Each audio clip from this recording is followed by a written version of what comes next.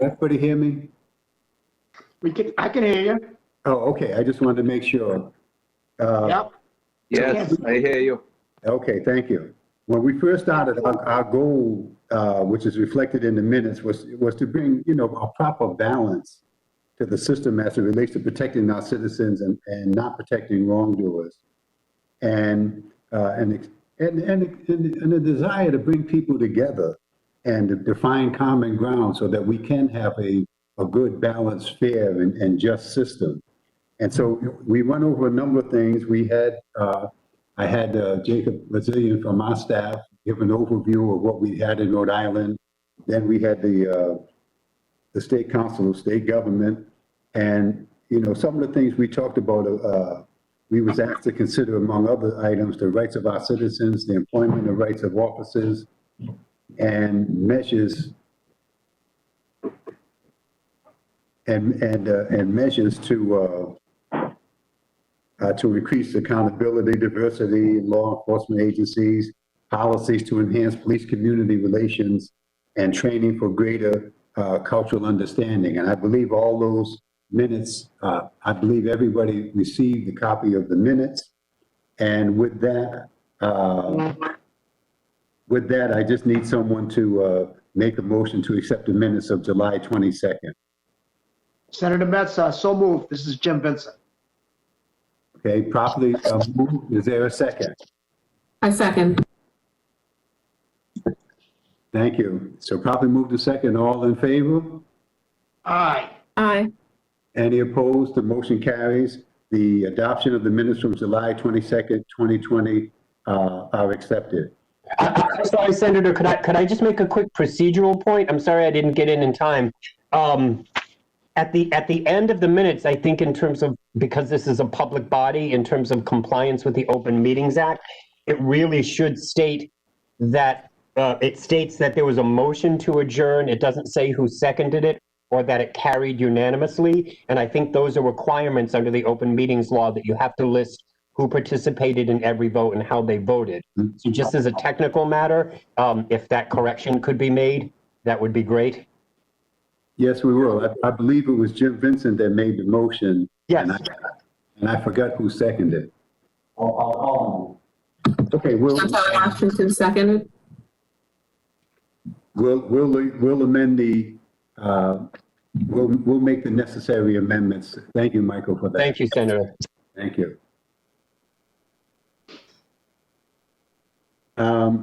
Now, we're going to have Jacob Zillion, our staff here at the State House. He's going to do a comparison of the Law Enforcement Bill of Rights. And then after his presentation, if anyone has any questions or discussion, you're certainly welcome to do so at that time. Jay? I think that, can everyone hear me? Yes.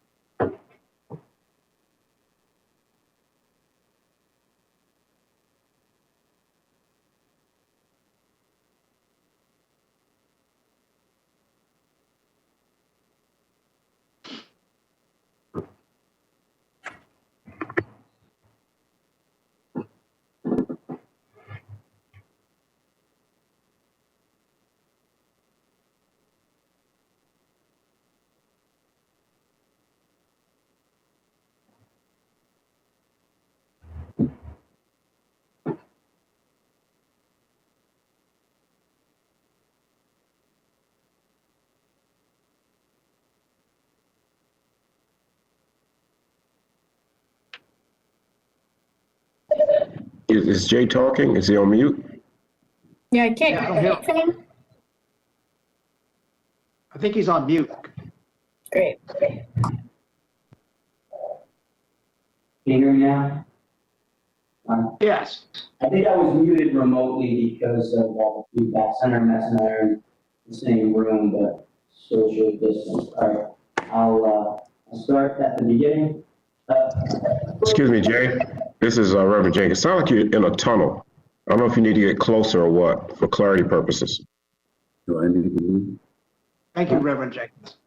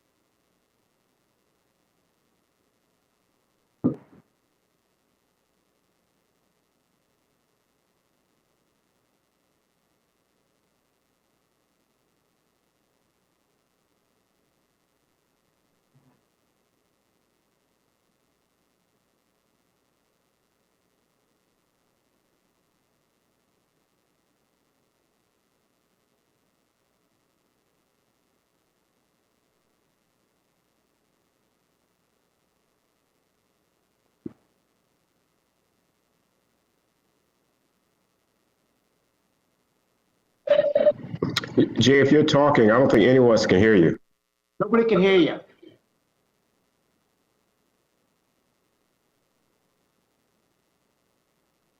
No.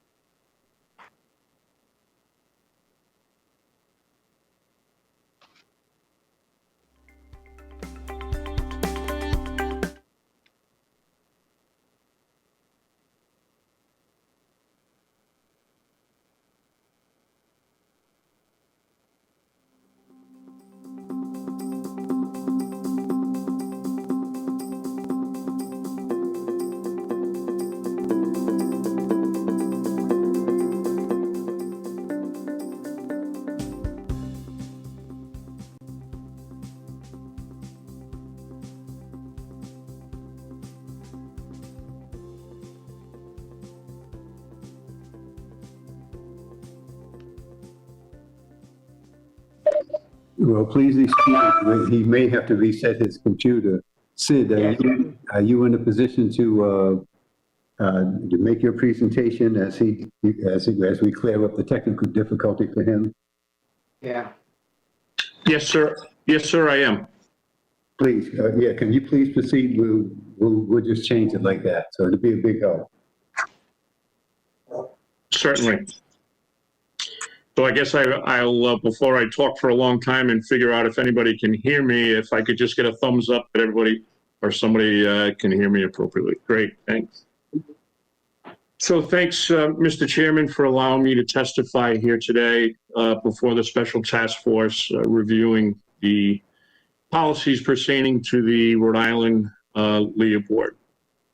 I'd like to also acknowledge the other members of the task force that are here that I've had the honor to testify before, and others that I've actually worked with. And to those of you that I don't know, I look forward to working with in the future. My name is Sid Wardell, and I am the Executive Director of the Rhode Island Police Chiefs Association. This is my 31st year of law enforcement service. I formerly had served for 27 years as the Chief of Police, and 27 years as a police officer in the community of Little Compton, the last 10 years of which was actually as the Chief of Police. What I think is also relevant to bring to the table to you is that for 7 years of that time, I served on the executive board of the Rhode Island Police Chiefs Association. And for 7 years, I served on the executive board of the New England Chiefs of Police. So I've always been active in not just statewide issues, but also New England-wide issues. And I actually would have taken over the presidency had I not retired 4 months prior to that position. I'm here today. I've been asked to give you some insight on a review that the Rhode Island Police Chiefs did on LEOBOR and sort of give you a perspective from the Rhode Island Police Chiefs.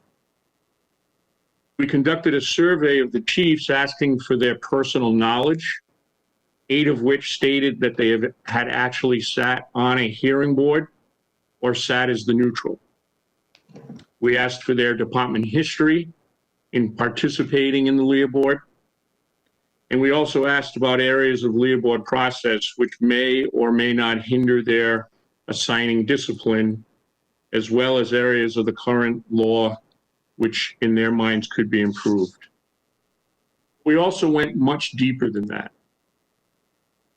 We asked for a review of all disciplines to include verbal or written warnings and all suspensions for the past 5 years. Knowing that this would be very burdensome on some agencies, we just asked for a summarization of those.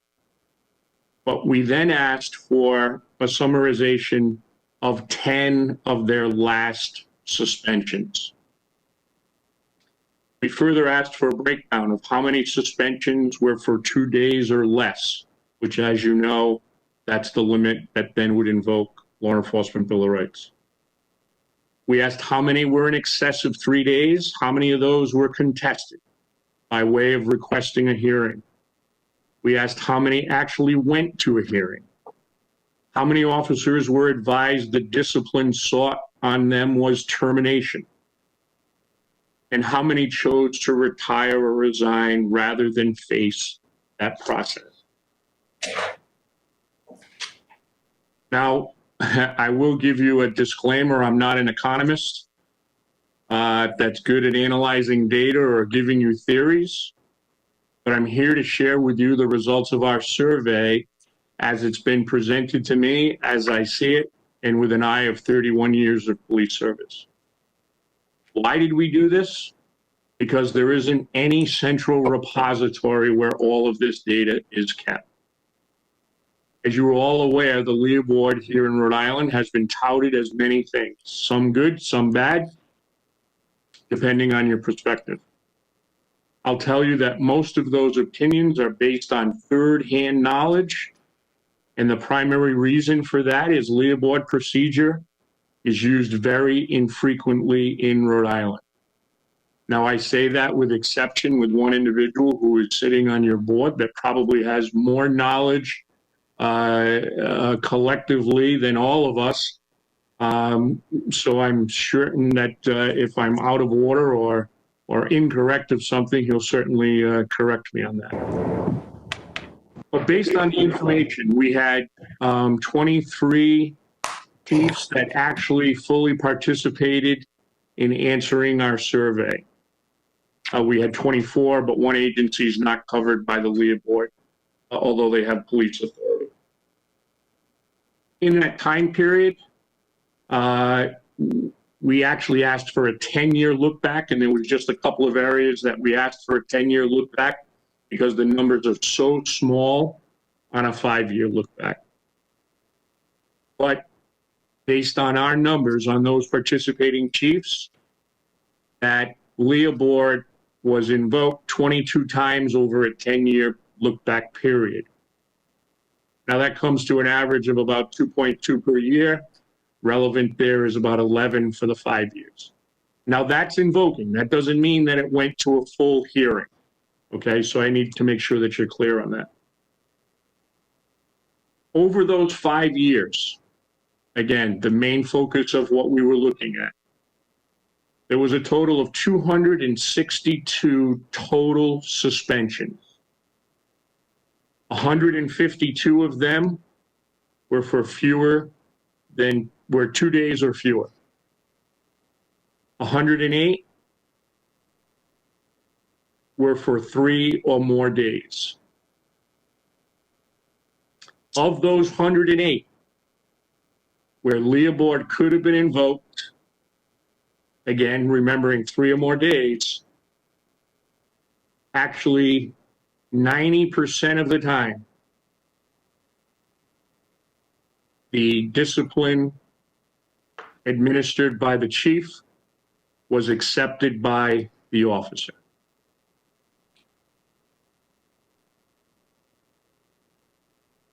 Of the 23 possible, 39 possible chiefs, 23 participated. 108 times LEOBOR could have been invoked. Really comes down to 10% of the time the officer chose to invoke the LEOBOR.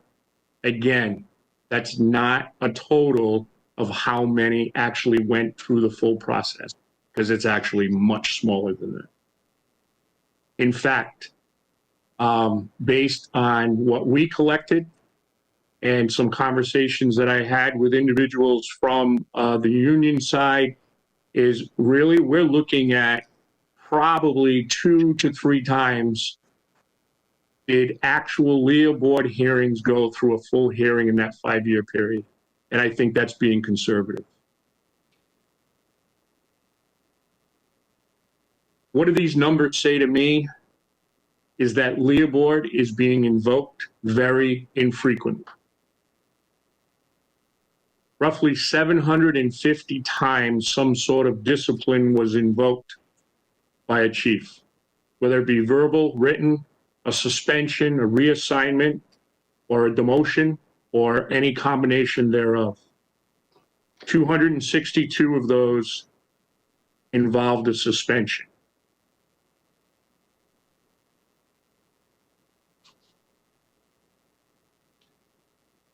As I stated earlier, we conducted this survey because the true implementations of LEOBOR wasn't known. But the sentiment of the overwhelming majority of chiefs I had spoken to, that what was going on with disciplines, with officers that they invoked, what they felt was appropriate, was working. Now, I must remind everyone, the intent of discipline is that the chief has determined an officer is worthy of keeping as a productive member of their agency. Otherwise, simply they would have moved to terminate that officer. Discipline is intended to correct their behavior, but not intended to publicly shame.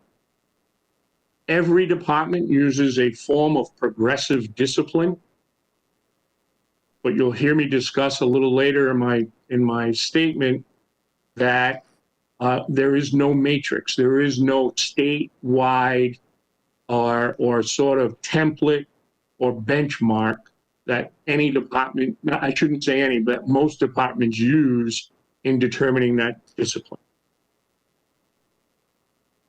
You all have the survey. I sent it to Jake. You should have that survey of all the questions we actually asked and felt that were relevant. We tried to dig deeper into how discipline is instituted and what chiefs rely on in determining appropriate discipline. As I said, discipline comes in many forms. It could be suspension without pay. It could be reassignment. It could be retraining. It could be demotion. It could be suspension from a private detail assignment, or any combination of above. We asked about what is working well, what is not working, and what changes they would suggest to improve the implementation of discipline. And I have 3 main areas that the chiefs came to a consensus on, areas to improve the process of LEOBOR and in implementing those disciplines. The summary I'm going to give you based on the provisions of LEOBOR and the 3 most common. The first is how many days an officer can be given for summary discipline suspension without invoking LEOBOR. The second area is around transparency. And the third was around the makeup of the hearing board. So first, the number of days for summary discipline. Almost every chief suggested The increase of days allowed should be more than 2 days. The vast majority recommended 10 days. I will say some suggested 5 to 10, others 10 to 15. But again, of the 23 that participated, 16 all hit on that 10-day number. When he stops. Many were asked how they determined discipline, and all identified that progressive discipline. Some have software that tracks that, but all noted each incident is reviewed with the following factors being considered: the severity of the offense or infraction, the intent of the officer. In other words, whatever the offense is that the officer did, and if it's a violation of administrative, was it something they were doing and they were intending to try to get away with it, the behavior that they were doing? Or was it someone who had a lack of judgment at violation of policy? Looked at whether previous discipline of the officer had been involved, their years of service, and probably as importantly, the likelihood of corrective behavior. As I said, very few have a actual matrix. In fact, most spoke to reviewing their past disciplines first, and when necessary, if they had an incident that they felt that they were not had enough knowledge about or lack of, that they would call other chiefs and speak about an incident that they know may or may not have happened with another agent. But this speaks to an area that the possibility that maybe there should be some type of a matrix. And I believe if Jake had gone before me, he actually would have spoken about that a little bit. But I think that's something, and we've discussed that could be considered. Again, no two incidents are the same, but it sort of gives a baseline. Now, I will tell you, there are a couple agencies that do have a matrix. They do publicize that for their personnel. And so it sort of lets them know, if you do something and it falls within these guidelines, this is what you're looking for in a disciplinary area. Again, the factors have to be taken from the totality of the circumstances. Second area, transparency of discipline. Every chief recognizes transparency as a key to gaining and maintaining the public's trust. You may recall we did a 20 for 20 campaign back in July. If you review that, you will see a number of areas that the Rhode Island Police Chiefs Association speaks to transparency and our efforts to be more transparent. Vast majority of chiefs all suggested that discipline centered on criminal behavior should be made public. When it should be released to the public should clearly be released upon conviction of an officer. And as we know, current law speaks to an officer that is charged and the ability of the department to speak. The balancing test, as with any case, criminal case, is the public knowledge that an officer has been charged. Sometimes the charge isn't brought by the employing agency. It could be behavior outside of that agency. So the balance must be weighed for the public's right to know and the right of the officer, just like any other accused citizen. The counter to a criminal case, though, is an officer being disciplined for administrative violations of department policy, which actually makes up the vast majority of initiating discipline. And the majority of that discipline is actually started from within, not based on complaints from the public. Actions that are severe enough to seek firing should be given more consideration for public update. As I stated before, discipline short of termination has the intent of rehabilitating the employee. Instances that are administrative but are in the public limelight, which unfortunately we've seen instances like an officer who was caught asleep in his cruiser. You know, that's an incident that happened out in the public's eye. It becomes public. And for a chief not to be able to speak to that, which they're forbidden to do now, again, brings in question of transparency, and that transparency relates in some to area of trust. But again, we must weigh that towards the public's right to know and the employee. Again, public shaming does nothing to gain rehabilitation of any employee, never mind police officer. Third area is the actual makeup of the hearing board. First, many chiefs identified area of adjustment is that there is no training provided for the 3 officers that sit on the LEOBOR hearing. Again, 8 chiefs that participated in this all had been a part of a hearing board and directly stated that one of their biggest obstacles was procedurally how they handled that process.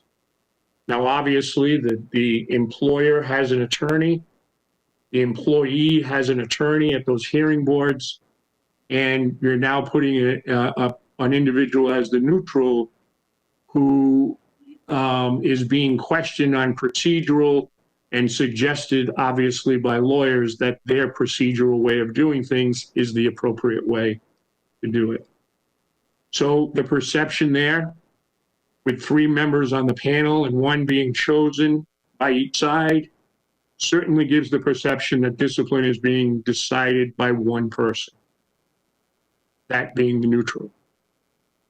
I do want to interject here, though, that I think police officers judging other officers may look weighted towards an officer, but every officer I know of that has sat on one of those hearing boards takes their responsibility to heart. We are suggesting that a increase to the panel of 5 participants, but the majority should still continue to be individuals with law enforcement background. A member or members of the public should be chosen with a background that has knowledge of police procedures and criminal law. A member of the public participating in judging on emotions is unfair to the process. Consideration of the neutral or chair of the hearing board possibly should be a retired judge, a retired chief of police, past attorney general, possibly someone from the attorney general's upper management in place now. But having experience in judicial process is key. Many chiefs noted hearing of other professions are comprised of professionals from the very occupation being reviewed: lawyers, doctors, nurses. One idea that came up was actually creating a permanent board or semi-permanent board. As it's instituted now, every LEOBOR that would be hearing that would be implemented potentially has 3 people sitting on that board that have never sat on a board before. So some suggestion was, why not create a semi-permanent board? Again, we still need to discuss who would be on there. We would suggest the same type of makeup with law enforcement type background and knowledge. But by having a consistent board, they would be addressing and working their knowledge of proper proceedings, and they would have, again, a working knowledge of during other proceedings they've held on what type of disciplines were appropriate and what adjustments could be made based on testimony that may come out at that hearing. Similar boards to that, Rhode Island State Parole Board, possibly the Disability Board. Now, one of the key questions that was asked in the survey was, does the LEOBOR hamper their ability to discipline? Again, vast majority said no. But a few did note that considerations on cost, on length of a hearing, has weighed on their discipline that they actually saw. All of them noted, though, that that's a 2-day suspension as opposed to a 3 or 4.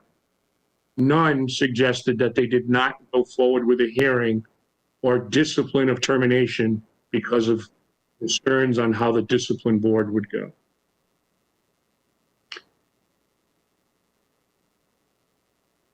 What is common is the fact that there were many cases where termination was sought and was advised to the officer, but many of those officers chose to retire or resign.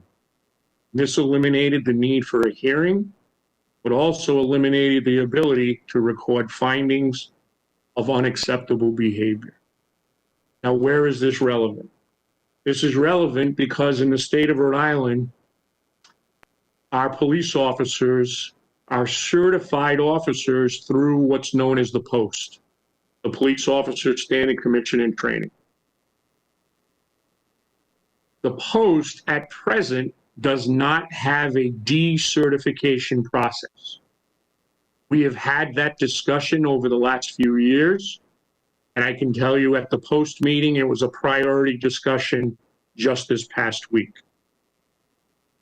And how this is relevant is a police officer who may be subject to discipline at one agency in Rhode Island chooses to leave before that discipline is instituted, then becomes a question of, in that officer's personnel record, what can be shared with other agencies looking to hire that officer? So by leaving, they haven't been disciplined. They have not gone before a hearing. They have not been found guilty of those charges. And that becomes an issue. So one of the things that the POST is looking to do, and I don't want to speak out of turn other than they did take a vote at this last meeting, was to consider that any officer that leaves employment, that their certification becomes inactive. Because the POST wants to look further into the idea of, if you go to decertify an officer, what would they have to do? Would they have to give them a hearing and all of the procedures that may come into due process there? But right now, if any officer left, just whether it be retiring or otherwise, possibly it would become inactive. And thereby, if any other state came, or any other agency in state came and inquired about that officer, they could at least be referred to the POST, and there could be conversation on what would be required to make that officer go from inactive back to active. That concludes my review of the survey that we did. You will see there's many other questions that we asked, but I felt the relevance here for this task force, identifying those 3 areas that were most notable areas to be adjusted. And I would suggest to you, those are pretty significant adjustments. But those are from the perspective from the Rhode Island Police Chiefs Association. Certainly, Mr. Chairman, I would be free for anyone that has any questions. Yes, thank you very much. We did have one question. Mike Evoy, Mike, did you want to ask your question, or I can read it? See, he wanted to know, could you clarify where the 262 suspensions over the 10-year look-back period, or was it over the 5-year period? The 262 suspensions were over the 5-year period. Thank you. Mike, does that answer your question? Okay. So I referenced a 700 number. That would have been verbal warnings, written warnings, and suspensions. But the breakout of suspensions is 262. Does anyone have any further questions for Reverend Jenkins? Yes, thank you very much for your report. A couple of questions. I recognize disciplinary procedure and the things that have to happen. But my question is, which I don't know if you can answer, this is all optics and perception from the community. And the question I have, what is acceptable behavior? Because what has happened when it gets to the point of discipline, that particular individual has literally gone over the line. So one, what is acceptable behavior? How is it defined? And two, is there any consideration for periodicity for psychological exams on a regular basis? When I say regular, maybe every 2 or 3 years. So I can tell you that acceptable behavior, I don't think I meant to define what was acceptable behavior, except to say that in administrative, there are two separate discipline processes. There's one that's instituted by an officer who has committed a criminal offense. And quite frankly, some frustration is when there's a criminal offense, the actual discipline by the agency is actually put on hold while that criminal proceeding goes forward. So if it's obviously any type of criminal behavior, felony charges, I think it's pretty clear that that department's looking for that officer to be terminated. Instances of a misdemeanor charge, I don't think are as clear cut. And I think going to your question of, at what time does that cross the line of the behavior of what an officer did, even though it's considered to be a misdemeanor, should that be considered moving towards termination? And I think looking at them in totality, if it's the first offense of an officer, again, we could pick probably 10 different misdemeanor charges that in my mind would go to a level of an individual being terminated. But I can also name a few that taken on themselves, maybe I wouldn't look for termination, and I think a lot of chiefs wouldn't. But if it had been a second offense, had it been other factors that went in, where then that might be the appropriate place for termination. Now, an officer who is brought up on disciplinary charges strictly from behavior that is contrary to policy, again, those are weighted by, what are the factors behind it? What else has happened with that officer? What other complaints have been brought against them? Certainly, a chief is looking differently at an officer who has done one instance of violation of policy, which are things such as doesn't wear their hat. And I'm not insulting you as a panel to suggest that you're concerned with an officer who isn't wearing his hat in violation of policy. I'm merely pointing out to you that same officer is subject to the same process as someone who may have been charged with a more severe crime. Speaking to psychological evaluation, I will tell you that the Rhode Island Police Chiefs Association has been having discussions in general about mental health of officers. Is it appropriate that we give a psychological to an officer before he or she even goes to the academy, but we never implement psychological examination again? We know the trauma they see, we know the instances that go forward has an effect on them. But more importantly, or as importantly, how does that affect them with their relationship to the public, which I would assume and suggest that that's some of your priority of looking at when an officer crosses the line. Where should that discipline be, and what level of evaluation should be done at that officer? I will tell you, sir, I can't answer that question But I will tell you, it is something that we have been discussing. To follow up on that, I think it's behavior that is the concern in the public's eye. And I think that's something that it just can't be looked at, but action needs to be taken. I'm not a psychologist, but I recognize that a police officer has a very difficult job. And all he does is deal with bad things.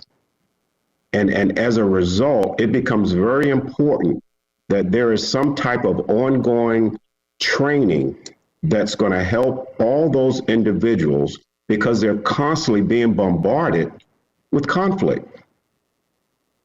And if that's what they do 12 to 14 hours a day, it takes a toll on them. It takes a toll on their psyche. So I think that should be priority number one. I mean, once it gets to determining suspension and all of that, I mean, it is what it is. I hate to say it that way, but we got to work prior to that particular evolution. We got to start from the beginning, because we want the police officers to have longevity. We're not looking for police officers to lose their job. So whatever we can do to help them to have a good balance in their behavior is what's going to help the community. Sir, I agree, and I will tell you that we've done a very good job of trying to train our officers to recognize behavior in the community and how to address it, and de-escalation and recognizing mental health issues. We have not done a very good job in law enforcement across the country in recognizing that in our own officers. And I agree with you that is, and I, you know, we have some chiefs that are here and certainly a part of our post, and the Rhode Island Police Chiefs as an executive board, to look at those things to try to get to them before they become an issue for those officers. Well, I think right now it's a point well taken. It's certainly an area that we need to get into, but I have several hands up, and that's probably can be one of our recommendations as we move along. Senator Rogers, and then Mr. Professor Anthony. How you doing? How you doing, Sid? Nice to talk to you. Can you hear me, Sid? I can, Senator, yes. As you were discussing things pop into my mind, and when you were talking about disciplinary, and as we know, municipalities use a step process to discipline, and if you make a mistake, you got to start over. And it brought to my mind when a couple times when I was sitting down doing negotiation contracts, and I don't know what they do in other cities and towns, but in the town that I was managing and sitting down and negotiating the contract, one of the things that came across the table as a negotiation in the new contract was after a certain amount of time, and I think it was 12 months, believe it or not, maybe that was just their starting point, that any disciplinary records of a police officer would be wiped from the record.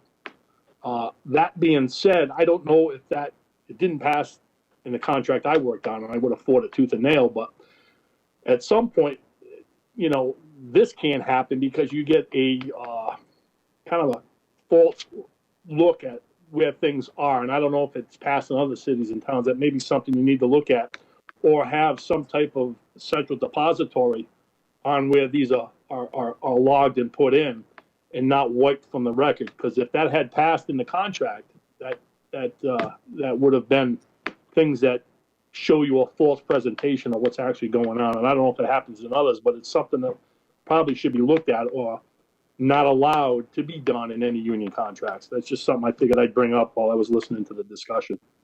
Thanks. Yeah, thank you, Senator. Mr. Professor, you had the floor. Tony, you're muted.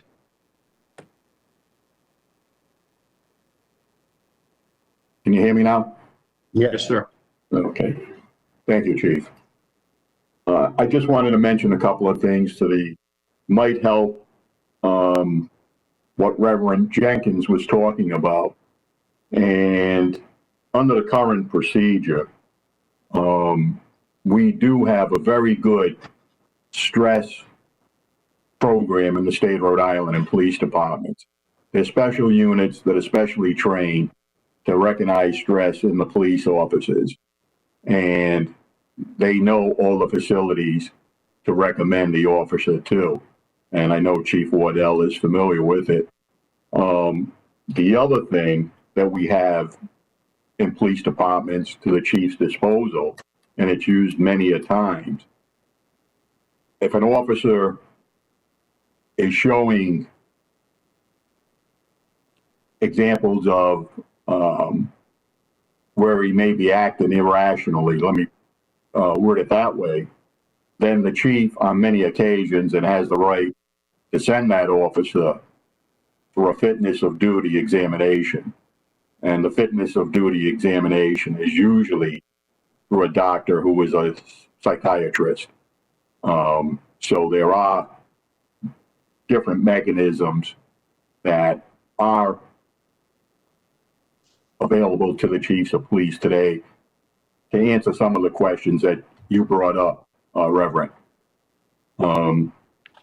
Chief, the only thing I wanted to mention when you were talking about the panel of the Bill of Rights and how the neutrals are usually have two attorneys there, the plaintiff's attorney and the employer's attorney. And that neutral many a times is called to make decisions, and a lot of them are legal decisions. Now, it's not employed too often, and maybe it should be mandatory, but under the current Bill of Rights, they do have the right to have an attorney there representing the board to answer those very questions. Maybe that's something that should be permanent, that the board has a legal advisor sitting there to help them out in making these questions, these answers to these legal questions. So, just something to consider. And Reverend, I hope gave you a little information there on what police departments are doing today. Thank you. Yes, thank you. And if there's no further questions, I'd like to move on because Jake has prepared a survey that he will share on his screen now that asks local law enforcement agencies for quantitative data on their disciplinary proceedings as it relates to LEOBOR.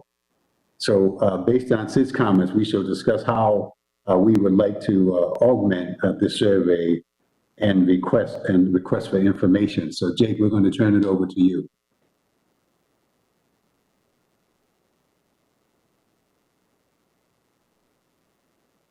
Can everyone hear me this time around? Yeah, I can hear you now. All right, my apologies at the start of the meeting.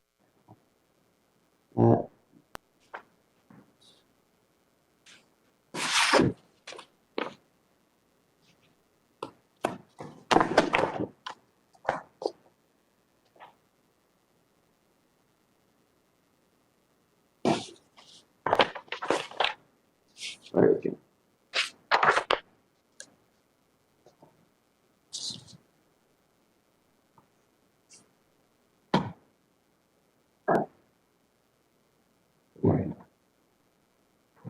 All right. So at the direction of the task force last meeting, we discussed the possibility of soliciting quantitative data from local law enforcement agencies and other law enforcement agencies that fall under Law Enforcement Officer Bill of Rights. Upon reflecting on the 1995 survey that was issued, as well as comments made by commission members, I prepared draft questions and requests for information relative to that quantitative data of local law enforcement agencies. This data would largely be similar to the data requested by the Rhode Island Police Chiefs Association as it relates to disciplinary proceedings, with the only change being, from what I can tell, just hearing what they requested, that it would be annualized. So I don't know if it makes sense. I'll proceed through each one of these requests, and then if there are any changes that would like to be made or requests for information based upon the Rhode Island Police Chief Association's testimony relative to progressive discipline matrix, policies and procedures, or possibly any training that exists for officers as well. When we send out the survey, that may be this may be the forum to request that information on behalf of the task force. So the first question, and this would go to all law enforcement agencies, is the annual number of disciplinary cases for the last 5 years, including written reprimand. Ensuing the annual number of discipline cases that did not result in hearing under the provision of the Bill of Rights for the last 5 years. The annual number of discipline cases that resulted in hearings under the provision of the Bill of Rights for the last 5 years. The annual number of cases resulting in findings of guilt by hearing panels for the last 5 years. Annual number of cases resulting in findings of guilt for the last 3 years. Annual number of cases dismissed by hearing panels for failure to comply with the provision of the Bill of Rights or violation of the officer's due process. The annual number of cases where the hearing panel increased the recommended punishment for the last 5 years, as well as the annual number of cases where they reduced the recommended punishment for the last 5 years. As we heard from the Rhode Island Police Chiefs Association, one of the things that we've heard from local law enforcement agencies is that there is an administrative as well as financial cost to these proceedings, especially ones that tend to go on for a while. So as they did in 1999, we would ask for an estimated annual cost by your municipality for hearings conducted on the provisions of the Bill of Rights, including but not limited to legal fees, witness fees, and overtime costs for the last 5 years. So those are the quantitative aspects of data. I'm happy to augment those as the commission or the task force decides, and also add in requests for department documents as the task force sees fit.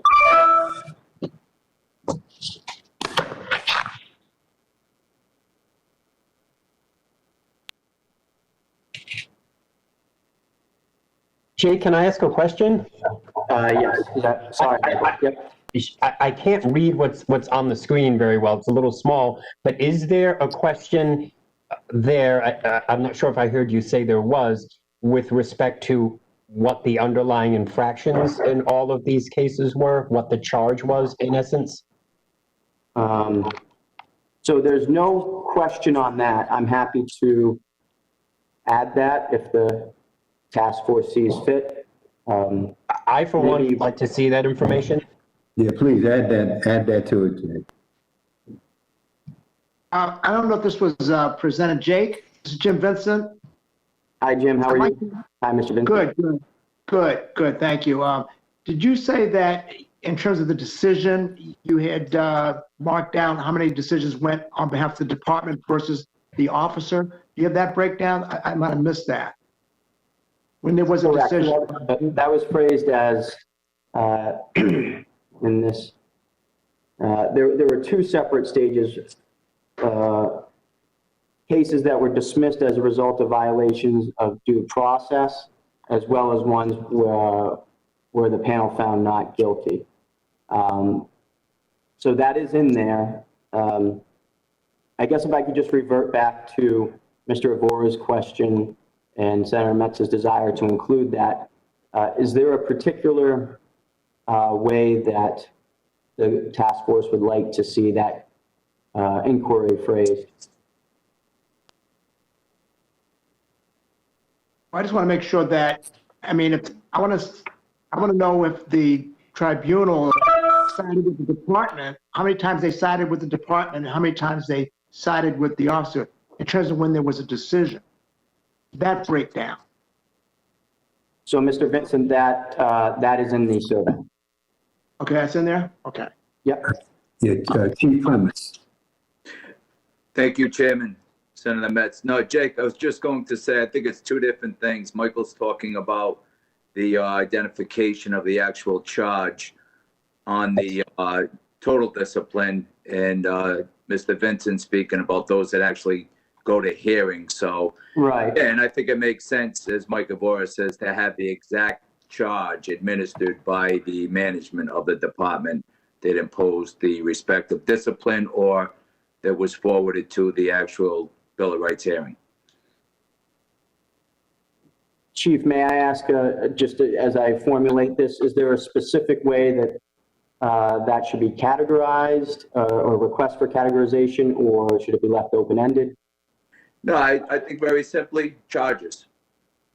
What was the charges, Okay. the respective violation? I believe, is Sid still with us? Yes, sir. Sid, in your survey, you had requested, I think, the underlying charges for the last 10 that had proceeded to hearing, correct, or something? Does that sound familiar? Yeah, I asked him for a summary. Okay. So, but we'll ask for the underlying charges. Thank you. All right, thank you, Chief. Both chiefs. Thanks, Jake.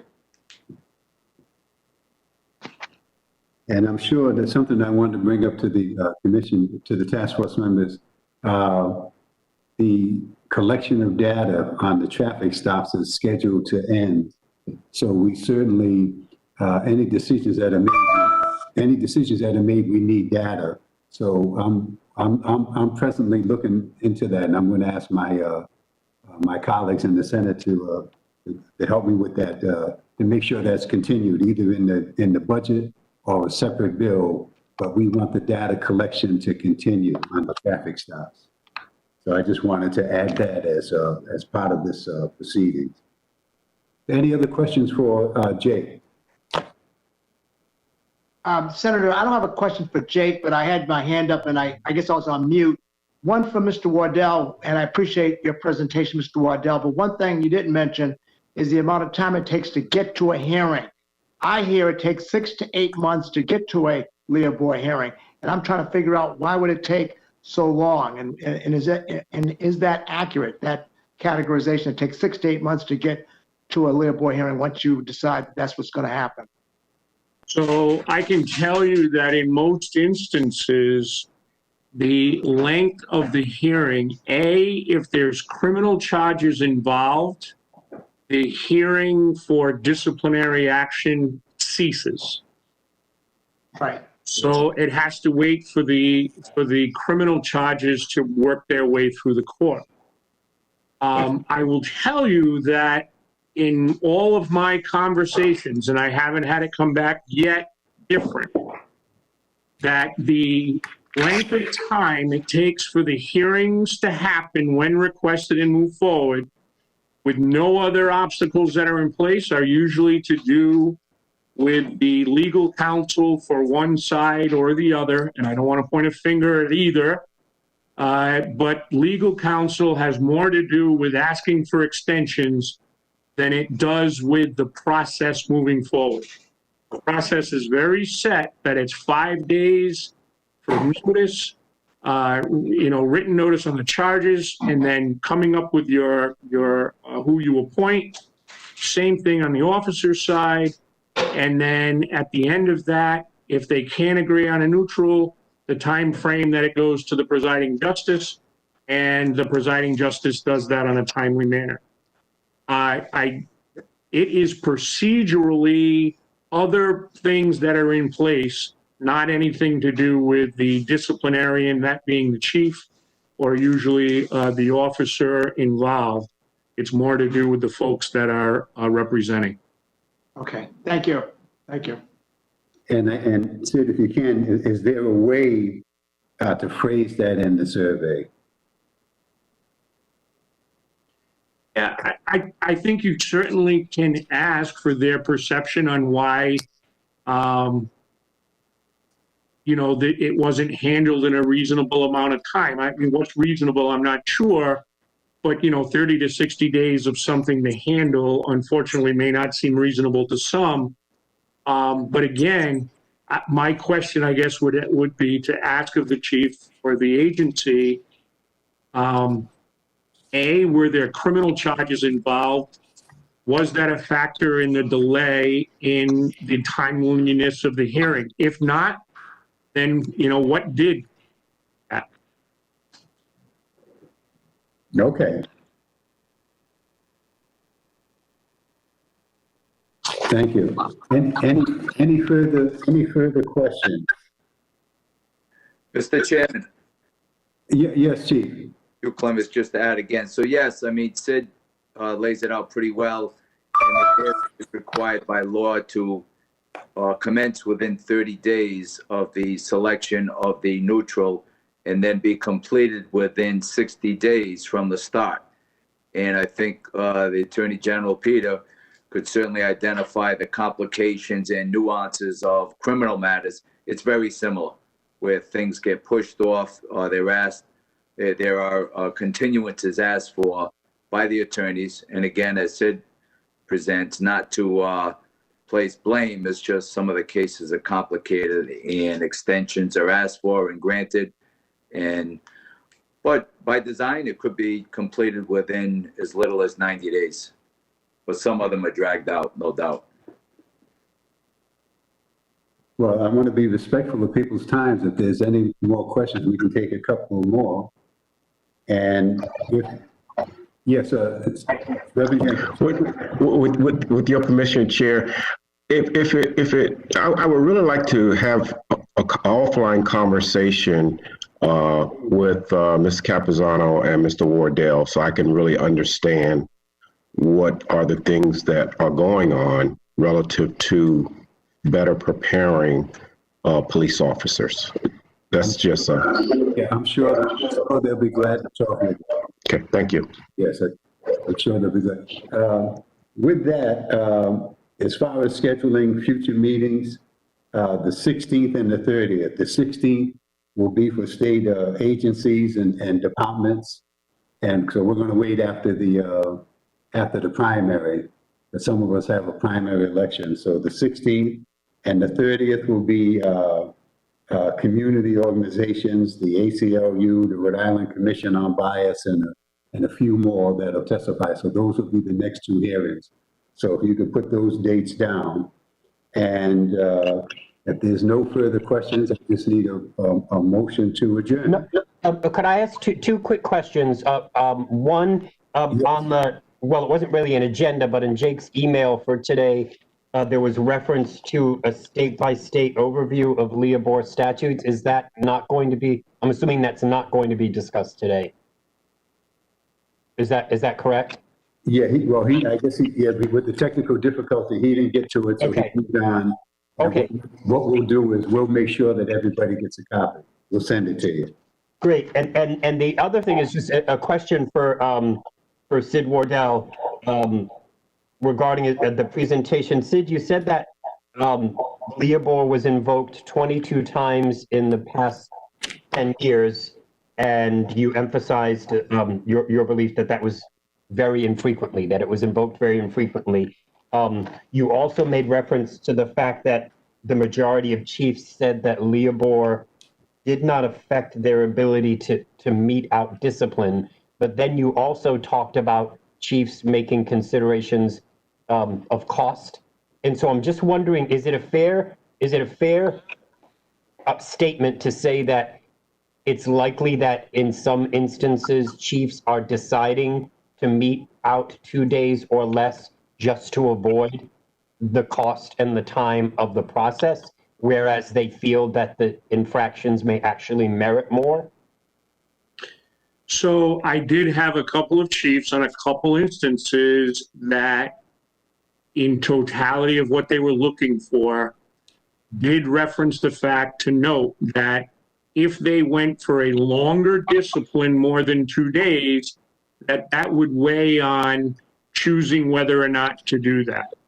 But all of them did turn around and say, but we're talking about whether I would have gone for 2 days, 3 days, or 4 days, definitely not anybody looking towards termination. Sure. And I would suggest definitely not towards someone who's looking at suspension of, say a full week of duty or something to that extent. Yeah. Thank you. Yes, yes, Colonel Manning. Mr. Rivera, I can tell you in the 18 months I've been back as a superintendent, every decision I've made related to a suspension or some type of discipline, it goes back to the cost benefit of 2 days versus anything larger. But I'm not talking major suspensions. I'm talking like whether 2 days, 5 days, 3 days, or transfer involved. So in my experience on the state police, every single time there's some type of discipline, especially a suspension, it's a review of the LEOBOR, what I can do and can't do. Thank you. That's really helpful. Mr. Chairman, if I might also, when we look at how many days that you're looking to suspend, what is the reason for the suspension? Is it you need more days for them to do something? Is it you need time for them to seek an evaluation on their, you know what I mean? Is there something that comes into play? Because if you do, every day you do a day of suspension, in essence, you're then suspending an individual where their earnings, they're not able to do earnings. So again, like we've seen in the courts, discipline as in handing out what is appropriate should not be punitive oriented. So again, that's not a driving factor of what happens, but it certainly comes into play, justifying why you need to have so many days of a suspension rather than, a lesser number. So I don't want it to be left that is a overweighing reason why it's done. I think every chief looks at the incident, comes up with what they feel is appropriate, and then you factor in all of those other things that come into play. One of them, is a benchmark of 2 to 3 days. Thank you. If there's no further questions or discussion, can we have a motion to adjourn? So moved. Second, Jim. Probably moved in second. All in favor, say aye. Aye. All opposed, the motion carries. I want to thank everyone for their participation. Thank you. Thank you, Chairman. Thank you.